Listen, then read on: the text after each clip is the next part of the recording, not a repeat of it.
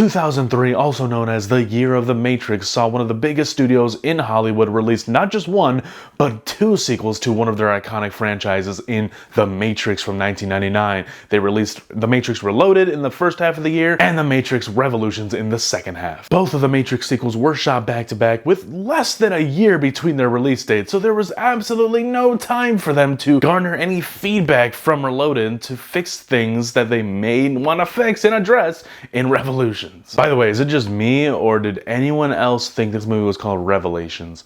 I could have sworn it was. Anyways, let's get into the conclusion of this trilogy, so step aside the first two, and step aside Netflix. The real Squid Game is here.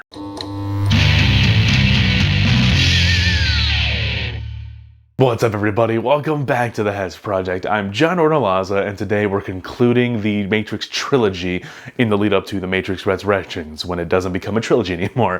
Today we're going to be reviewing the Matrix Revolutions, not Revelations. If you guys didn't know, these are my first time watches of these films. Never seen the Matrix before, so if you want to hear my thoughts on the first two films, go check out those videos and then come back here, complete the trilogy set, and let's talk about Revolutions. I had heard that this was the worst one and that they just dropped in quality as they went along, and my initial watch, when I first watched The Matrix only once and then did my review for it, I was not too hyped about it. It was just like, alright, I get it. I've seen so many other things in the 20 plus years after The Matrix that I just find more appealing to me, but I can appreciate what The Matrix is and whatnot. I understand there's some really good things in there, and I watched it a second time. It's good. Second one, I'm not gonna lie, I had a little more fun with it than the first one.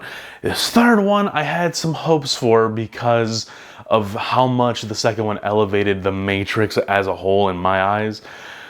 It dropped the ball so fast. The Matrix Revolutions sucks, dude. So I didn't bring this up in my Reloaded review, but the ending of it, the last shot, shows Neo after he used his powers outside of the Matrix.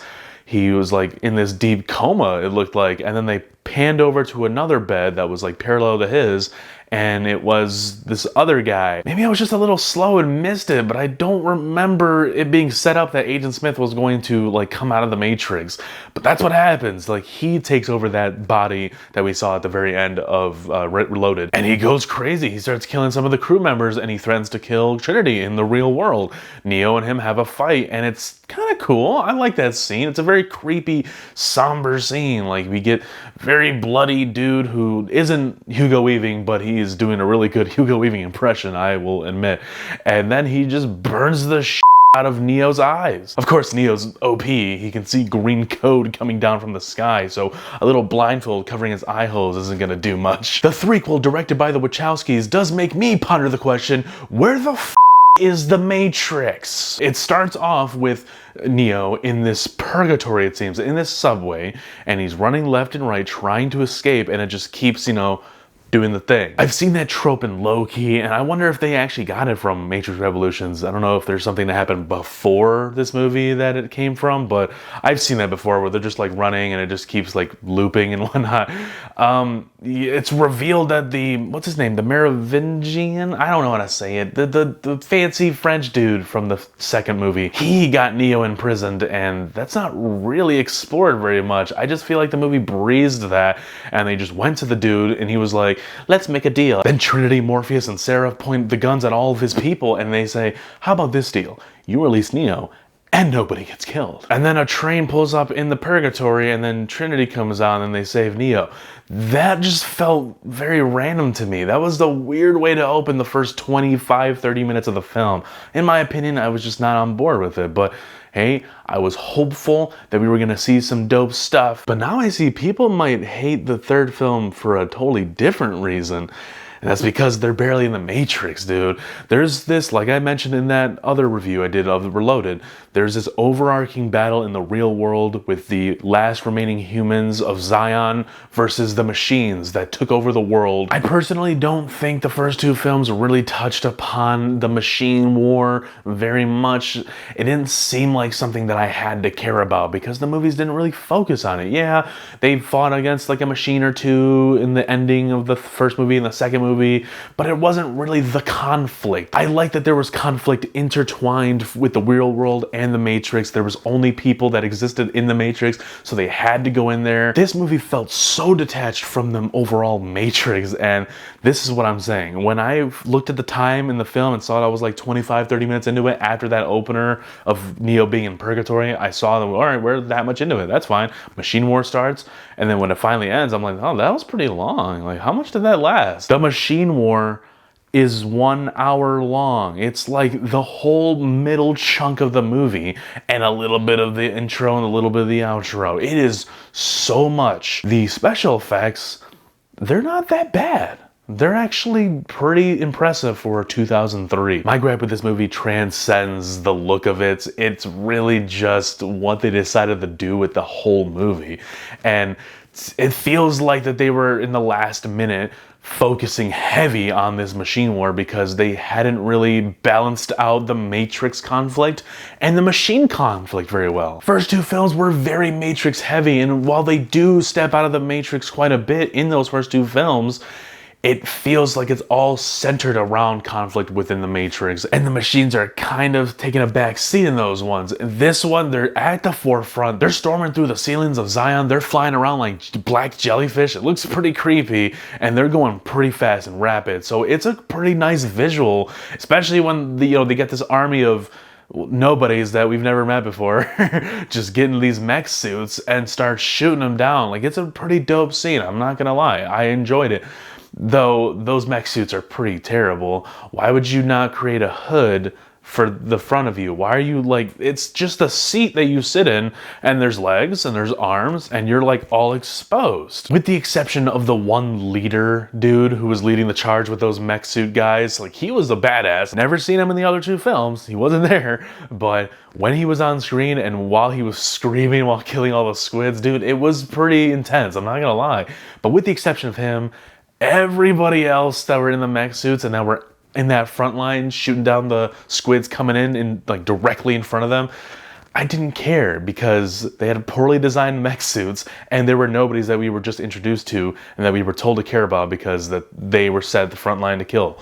And they got killed. I recall an early scene with Neo begging to Harry Lennox, give me one of the ships, I need to fly to the Machine City.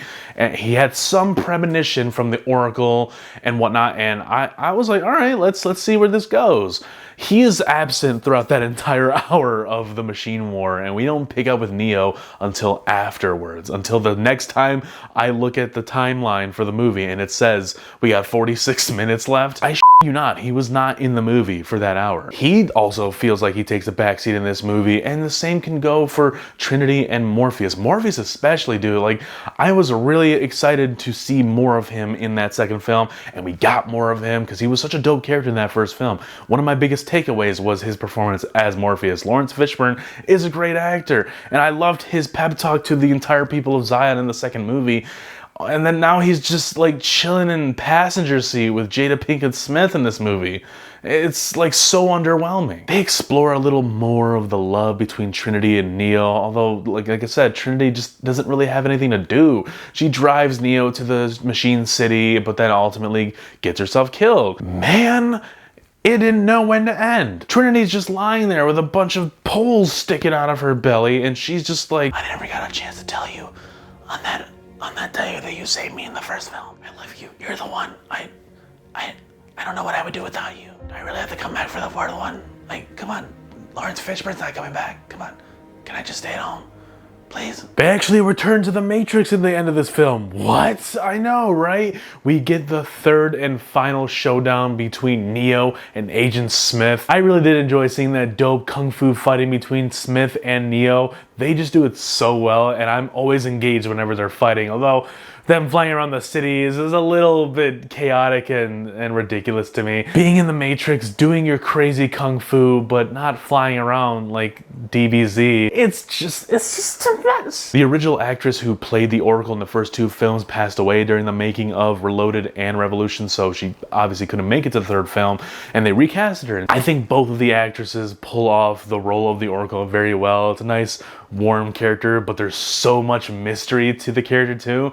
And we get a little bit more explored with the character of the Oracle in the end, the very last scene of the film. We get a nice interaction between the Oracle and the Architect, the baddie, so to speak, from the ending of Reloaded. He's not sitting in his wheelchair. He just walks right up to her. And in my opinion, they have this very secluded conversation that me as a viewer feels so detached from. I kind of have an understanding a little bit. This is essentially like what the film has been all about. Like, she's kind of like the rogue program that's trying to fight the system, and he's like the old man set in his ways. I kind of see that parallel with the overall Matrix trilogy, but it just doesn't hit for me like that. Honestly, there's a lot of deeper meanings in the Matrix, especially ones that they explore a little bit more in that second film that I personally am into and I buy into, but there's other ones that I feel like are trying to be played out in this third film, but come across as slightly pretentious and just stretched out. And that's where my brain is trying to go, because there's a lot of vagueness and mystery to all three of the Matrix films that they don't answer all the questions. They answer your questions with more questions. And they end the trilogy with more questions. Guys, in the end, I did have fun watching these movies for the first time. I love watching new things, especially when they're like a really big thing, like a really big movie that everyone loves and adores, and I just haven't seen it yet. There's still a ton of those, man, so be on the lookout for those. Dodging bullets in slow motion, stopping them with the Force, and just doing unrealistic kung fu moves, but actually realistic, because a lot of that stuff can be practical in these movies. They're using wires and whatnot. I just love the ridiculousness of those first two films, but in my opinion, they lost all of that in the third one. They really focused heavily and doubled down on the war between the machines and the people of Zion. And by the time I got to the third film, I just wasn't invested into it. And it was too late for them to make me care about the real people of Zion fighting for their life against the machines. I don't care, and I still don't. My fingers are crossed that The Matrix Resurrections has a blend of the good things of all three films, because I would really love to see Keanu Reeves back as Neo. Same thing with Carrie-Anne Moss as Trinity. I would love to see her again. And it's somewhere down the line, if we do make sequels to Resurrections because it pops off, let's bring back Lawrence Fishburne. He was the best one. So guys, that is my review for The Matrix Revolutions. I completed the trilogy. If you want to hear my thoughts on the first two films, go check them out. They're on the channel now. I did them in the last couple weeks. The trilogy set's complete. I've seen those first two films twice, and I don't feel inclined to ever watch this third one ever again. I am really hyped to see this fourth one. I'm not gonna lie. I want to see what they do with it, if they can revitalize and bring new life to the Matrix franchise, because there's some potential, dude. There's a lot of potential. I think there is a potential for me to love, absolutely love, a Matrix movie. And hopefully it's this one. Leave a like and subscribe to the channel if you're new, and be sure to stick around, because tomorrow I will be posting my Spider-Man No Way Home movie review. Yeah, I'm seeing that tonight, and I'm hyped as all hell, dude. Go check out my reviews I did of all of the Spider-Man films, minus Into the Spider-Verse, because I'm waiting for the build-up to the sequel later next year. But go check out the reviews I did of the Tobey Maguire and Andrew Garfield films, because you might need them. I don't know, you might need some backstory, because, you know, they're in the movie. As always, there's a lot of content coming to the channel. Like next week, I will be reviewing The Matrix Resurrection, so stick around, because there is more to come.